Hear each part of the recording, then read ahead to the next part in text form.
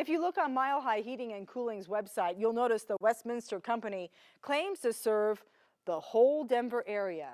That is, unless you live in Montbello, or in one manager's words, Mount Ghetto, a place where nobody pays their bills. The sky's the limit on money to be made here. This is Andrea, a manager at Mile High Heating and Cooling. This is our pitch.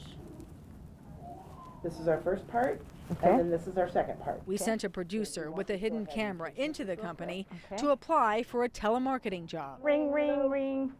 Hi, this is Mile High Heating and Cooling. How you doing today? Andrea hired her on the spot. You're being hired to set appointments and started teaching our producer how to make cold calls. This is just a really quick courtesy call. Less than an hour into her training, Andrea handed our producer this packet showing the zip codes she was supposed to solicit on certain days. Here's your Tuesday calls. But under 80239, the Montbello zip code, it said never call, which prompted our producer to ask why. You know anything about Montbello?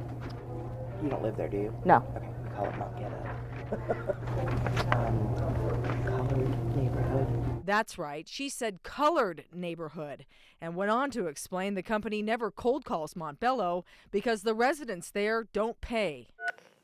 But we wondered what would happen if a Montbello resident called them. Thank you for calling Mile High Heating and Cooling. This is Ryan. Hi, Ryan. This is Pam Giner. So we asked Pam Giner, a mother, grandmother, and Montbello homeowner, to make an appointment for a $49 furnace inspection. Can I schedule someone to come out, please, and do that checkup for me? The call taker told Pam a scheduler would call her back within a few minutes. But first, she needed her address. And the zip code? Oh, 80239.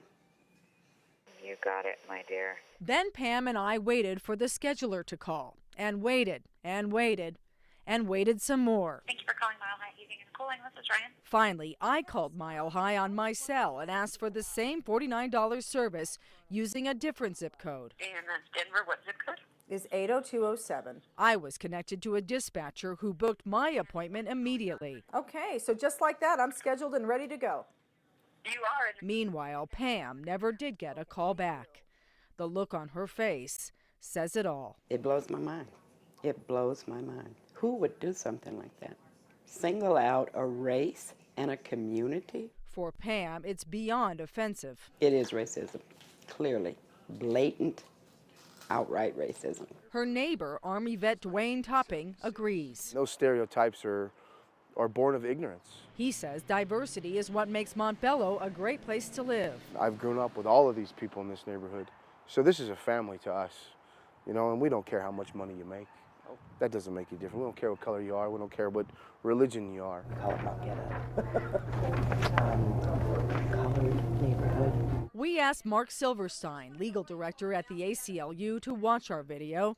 He says race-based discrimination is against the law. There are local ordinances, there are statutes, and there are even federal laws that forbid this kind of discrimination on the basis of race. We wanted to talk to Andrea, the manager who made the racist statements, but when she saw us, she turned and ran the other way. Andrea, we just want to ask you why you don't go to Montbello. She stayed holed up in this office for an hour and didn't come out until she thought we had left. All right, there you are, finally. But we weren't going anywhere. So we just want to know why you call it Mount Ghetto. Speak with the owner. Why do you call it Mount Ghetto? Monday through Friday. When you say colored people, what color are you referring to? Are you a racist? The company is owned by 21-year-old Casey Dykeman and his 48-year-old father, Kevin Dykeman. His arrest record includes convictions for theft and DUI. We requested interviews with Casey and Kevin Dykeman.